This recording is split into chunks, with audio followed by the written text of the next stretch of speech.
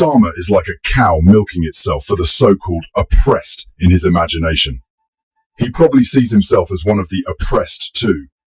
Since Starmer feels oppressed, he plans to take it out on the public through tax hikes, inflation, and ridiculous regulations. Welcome back.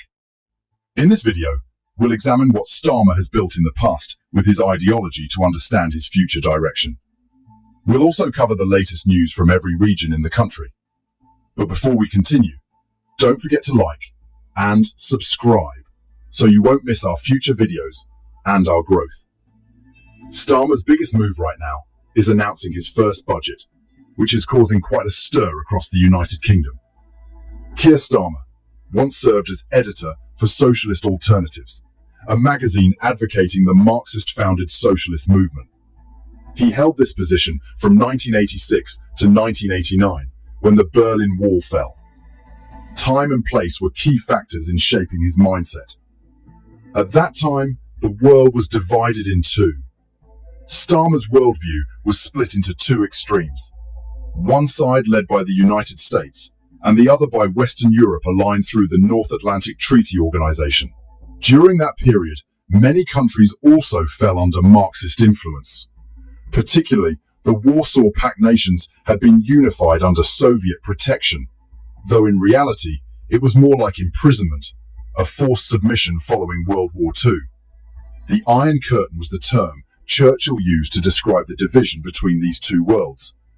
East German communist officials called it the anti-faschistischen Schutzwall, the anti-fascist barrier, or more memorably, the Antifa Wall, named after the group that supports leftist ideologies around the world.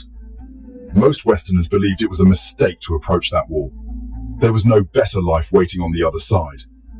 It was clear to everyone just how miserable the communist world was. Millions tried to escape from the East. The bodies of hundreds of East Germans lay scattered as they attempted to flee from the socialist paradise. Millions failed in their attempts to escape the Soviet Empire. Yet, our Starmer remains steadfast in his faith in that decaying system. Clearly, he is a man of strong convictions. He believes that his decisions have divine endorsement. Many people know about the US invasion of Vietnam. In the 1970s, the United States faced a disastrous defeat, having poured massive resources into the war. It was a brutal conflict that only brought more suffering to various nations. The Soviet Union, spreading its ideology and arms to Asia, Africa, and Latin America, helped ensure this American defeat. This likely bolstered Starmer's faith in socialism. At that time, the Soviet Union was at the height of its glory, a source of great pride for Starmer. In Afghanistan, the Soviet Union rushed in to compete for cheap oil. This scramble for fuel was a major reason behind the USSR's downfall. They didn't truly care for their people or their country. They neglected internal development, always looking outward. Sound familiar? Like a certain prime minister we know. Starmer, much like the USSR, resembles a reckless child. Margaret Thatcher worked hard to counter this leftist trend in the United Kingdom, especially in the realms of economics and culture. Sadly, for Starmer, this was also when he grew up. In the 1980s, just as he reached an age of awareness, he witnessed his cherished ideology crumble in the UK. How could Starmer have known the Soviet Union would collapse? The moment the USSR fell, he searched for ways to implement socialism in a new form within his community. He struggled, claiming that Thatcher's policies were authoritarian. Could it be that his actions against the public now are some kind of revenge for that? Starmer's plans did not go well. His union lacked unity. The state's grip on businesses and individuals was excessive. Moreover, Starmer's politics consistently displayed cowardice.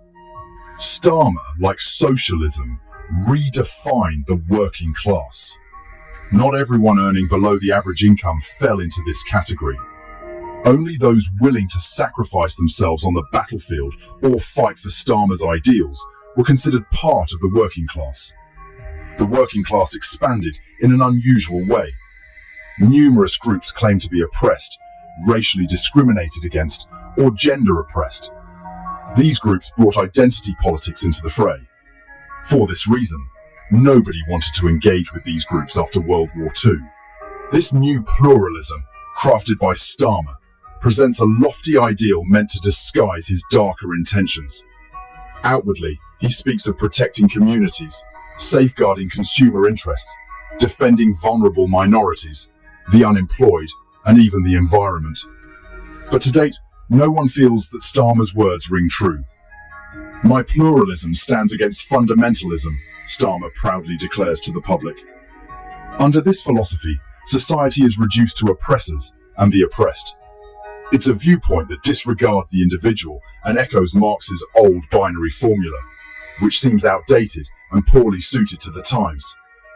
Today, we live in a more civilized era. The oppression of women, LGBT individuals, African Christians, pacifists, these issues have largely diminished and are now rare.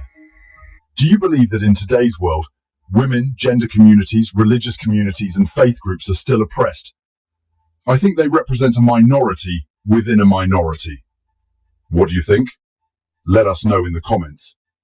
Still, Starmer insists on dedicating significant resources to these groups, aiming to elevate their voices in national politics.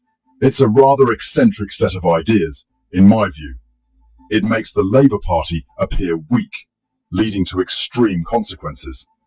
Starmer wants to amplify these issues, turning socialism into a dominant ideology where all the so-called oppressed groups he references hold power. Groups oppressed solely in his imagination. Starmer's social vision is built on two pillars: community and self-governance. Through this lens, two outlines are clear. First, the concept of community, and second, socialist-style self-management. Take the 2020 Black Lives Matter movement, for instance. To Starmer, the police only need to be accountable to one community. The police wouldn't need to face court or answer to Parliament. They would only need to serve one distinct community. Now, that's quite a startlingly skewed way of thinking, isn't it? I think so too. Imagine you're a police officer in Rotherham, and you come across an elderly person in a brawl, just like Amesbury, confronting his own constituents. The police would only need a soft conversation to resolve the matter, or they could treat it as if it weren't a problem at all. The police wouldn't have to follow supreme law. In Starmer's society, if a kindergarten teaches about transgender issues, the school will receive strong government backing and be revered by other social groups. In Starmer's world, you could bring in immigrants as you please. Immigrants would be free to break the law without consequence. Cross-border aid packages are unnecessary, even redundant. By simply aligning yourself with the oppressed, you become powerful. Or you could wreak havoc simply because you are oppressed. Democratic oversight no longer appears in Starmer's utopian society. Everyone self-governs under socialism. The oppressed can become the leaders of the country, managing local areas in their own way. Parliament doesn't need to intervene in these operations anymore. As long as everyone in each community agrees, that's enough. When communism collapsed, Keir Starmer still worshipped that ideology. His toxic ideas only grew stronger. That's why he joined the socialist Haldane Society of Socialist Lawyers in the 1990s. Starmer has supported many oppressed people using British taxpayers' money. In a rapid and almost magical way, he has turned the United Kingdom into a new Soviet Union. We aim to bring you the news that mainstream media refuses to cover. If you haven't done so, please make sure to like this video and subscribe to the channel for more UK-related content. Thank you, take care, and goodbye.